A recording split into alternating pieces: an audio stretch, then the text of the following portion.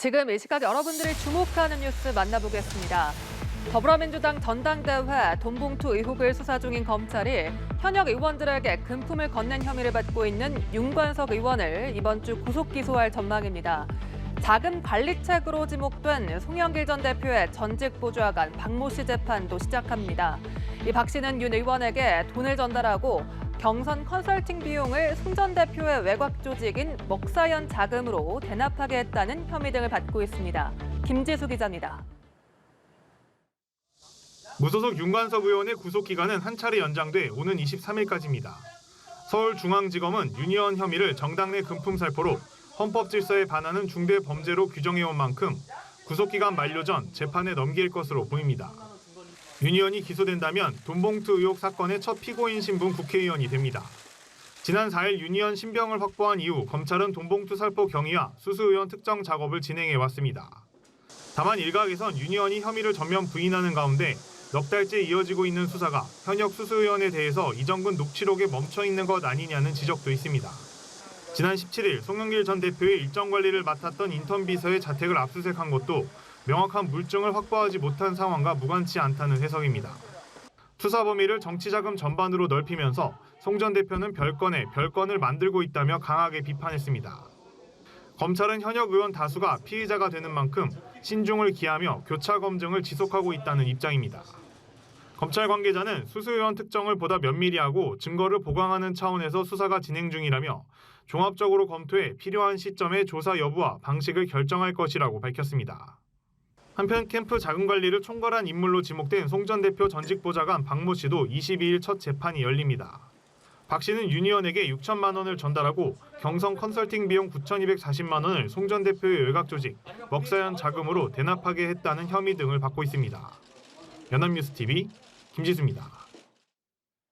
해병대 수사단이 조사한 고 최상병 순직 사건 자료를 재검토했던 국방부 조사본부가 혐의자를 기존 8명에서 2명으로 줄였습니다. 사단장과 여단장 등 4명은 문제는 있다고 봤지만 이 사실관계만 적시해 경찰에 이첩하기로 했습니다. 결국 군이 장성들을 혐의자에서 제외시킨 결과를 발표한 상황. 군이 사건을 축소한 것 아니냐는 논란은 당분간 이어질 전망입니다. 조한대 기자입니다. 보직 해임된 박정훈 전 해병대 수사단장이 최상병 순직 과정에서 혐의가 있다고 봤던 인물은 총 8명. 하지만 해병대 수사단의 자료를 재검토한 국방부 조사본부는 이 중 2명만 혐의가 있다고 봤습니다. 조사본부는 대대장 2명에게 업무상 과실치사를 적용했습니다. 장화 높이까지만 입수 가능하다는 여단장의 지침을 대대장이 어기고 허리까지 입수하라고 직접 지시해 범죄 혐의가 인정된다는 겁니다. 조사본부는 그 외에 기존의 혐의자로 적시됐던 사단장, 여단장과 현장 지휘자 2명, 총 4명도 문제가 있다고 판단했습니다. 다만 일부 진술이 상반되는 정황도 있는 등 현재의 기록만으로는 범죄 혐의를 특정하기에 제한된다고 설명했습니다. 이에 4명은 사실관계만 적시하기로 했습니다. 또한 현장 지휘자 중 일부인 중위 1명과 상사 1명은 혐의자에서 아예 빼기로 했습니다. 최상병과 같은 수색조가 아니었지만 자신들이 임의로 수색조에 합류한 만큼 업무상 지휘와 그에 따른 주의 의무가 있다고 보기 어렵다는 겁니다. 군은 경찰이 필요한 수사를 할 것이라며 공을 경찰로 넘겼습니다. 앞서서는 초급 간부가 기존 혐의자에 있어 우려스럽다는 입장을 내놓던 군이 결국 장성들을 혐의자에서 제외시킨 결과를 발표한 상황. 군이 사건을 축소한 것 아니냐는 논란은 당분간 이어질 전망입니다. 연합뉴스TV 조한대입니다. 한국은행은 지난 4번 연속 기준금리 동결에 이어 오는 24일에도 기준금리를 현 3.5%에서 동결할 것이란 전망이 우세합니다. 그간 미국의 긴축 기조와 가계부채를 우려하며 더 올릴 수 있다고 꾸준히 언급해왔지만 최근 중국의 부동산발 경기 침체 우려 확산에 올리기도 내리기도 힘든 딜레마에 빠졌다는 관측이 나옵니다. 이 소식은 김동욱 기자입니다. 한국은행은 지난 2월과 4월, 5월, 7월 4번 연속 3.5%에서 기준금리를 동결했지만 추가 인상 가능성은 계속 언급해왔습니다. 물가 상승률이 여전히 목표치까지 내려오지 않은 데다 역대 최대로 벌어진 한미 기준금리 차, 환율 상승 등 인상 요인이 있었기 때문입니다. 특히 최근엔 가계대출이 급증하며 금통위원 일부는 필요시 추가 금리 인상에 나서야 한다는 의견을 제시했습니다. 가계부채가 또 예상 밖으로 더 크게 늘어난다면 금리뿐만 아니라 거시 건전성 규제를 다시 강화한다든지 여러 정책을 통해서 대응할 수 있는 것이 옵션이 있다고 생각하고, 하지만 중국의 경기 침체 우려로 인해 하반기 경기 회복이 불투명해지자 상황은 달라졌습니다. 한은은 24일 수정 경제 전망도 내놓을 예정인데 기존 1.4%였던 올해 성장률 전망치를 0.1에서 0.2%포인트 낮출 수 있다는 예상이 나옵니다.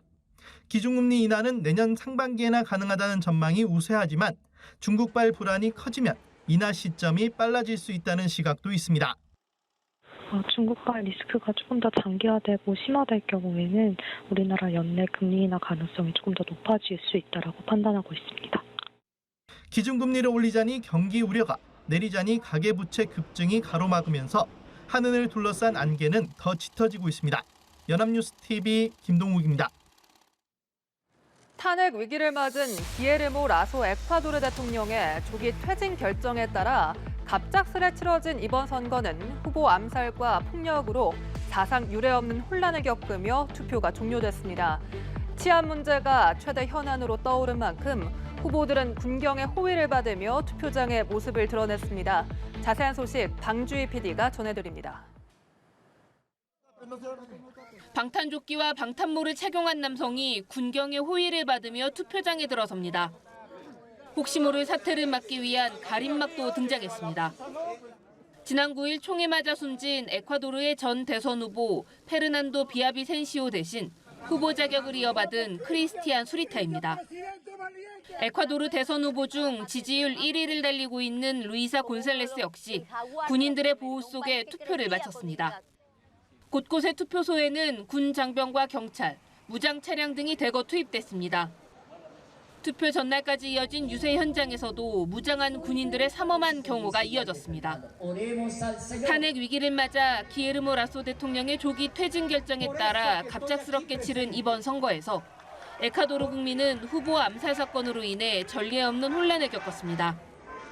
대선 후보에 이어 곤살레스 후보 선거운동을 돕던 정치인도 총에 맞아 숨지면서 최근 몇 년간 에콰도르 최대 현안으로 떠오른 치안 문제 해결이 영순위 공약으로 떠올랐습니다.